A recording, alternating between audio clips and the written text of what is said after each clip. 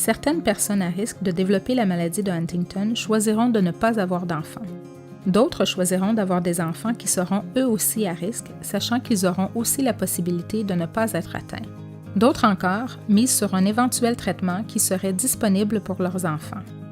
Il existe plusieurs options reproductives pour les individus à risque qui désirent s'assurer que leur enfant ne soit pas atteint de la maladie.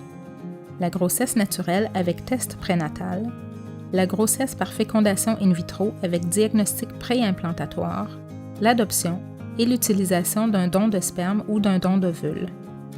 Chaque option présente des avantages et des inconvénients qu'il est important de bien comprendre. Une rencontre avec la conseillère en génétique permettra au couple de faciliter la prise de décision.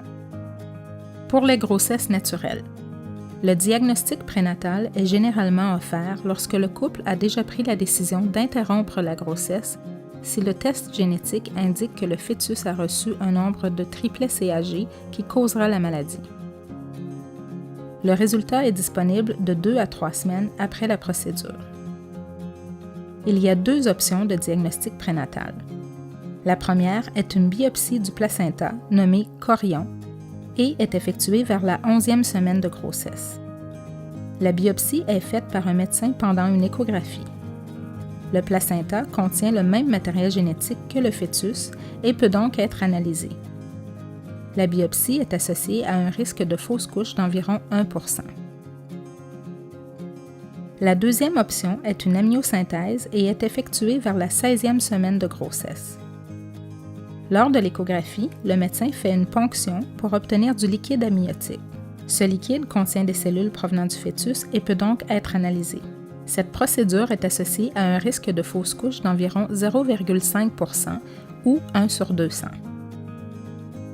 Pour la fécondation in vitro et le diagnostic génétique préimplantatoire, le couple fait des examens de routine à la clinique de procréation assistée.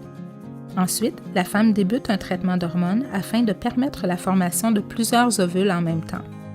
Ces ovules sont retirés et ensuite fécondés en laboratoire avec les spermatozoïdes du conjoint. Après quelques jours en laboratoire, une biopsie d'1 ou 2 cellules est pratiquée sur chaque embryon. Le test génétique pour la maladie de Huntington est fait sur chaque cellule et seuls les embryons sans la mutation seront conservés.